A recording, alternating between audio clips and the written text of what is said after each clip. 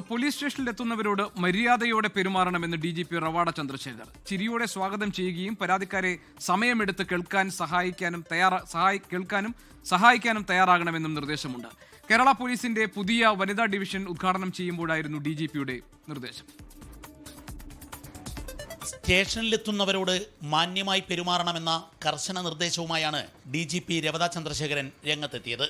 പരാതിക്കാരെ കേൾക്കാനും അവർക്ക് സംരക്ഷണം ഉറപ്പാക്കാനും കഴിയണം. സ്റ്റേഷനിലെത്തുന്നവർക്ക് മാന്യത നൽകുക എന്നത് പ്രധാനമാണെന്നും സംസ്ഥാന പോലീസ് മേധാവി രവത ചന്ദ്രശേഖർ പറഞ്ഞു. We should bring a smile to her face. I hope that will happen and that will happen every time any person comes to the police station. ശാരീരിക ആക്രമണങ്ങൾ പോലെ സൈബർ ആക്രമണങ്ങൾക്കെതിരെയും കർശന നടപടി വേണം. The digital space has become the new frontier of crime, from cyber stalking and impersonation to online exploitation and blackmail.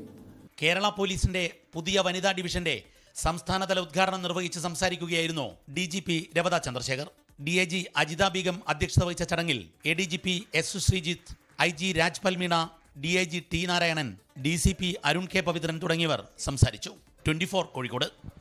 ലോകത്തെവിടെയായാലും ഏത് സമയത്തും 24 വാർത്തകളും ഓഗ്മെന്റഡ് റിയാലിറ്റി പാക്കേജുകളും എക്സ്പ്ലെയിനറുകളും വിശദമായി കാണാൻ ഞങ്ങളുടെ YouTube ചാനൽ നിങ്ങൾക്ക് സബ്സ്ക്രൈബ് ചെയ്യാം.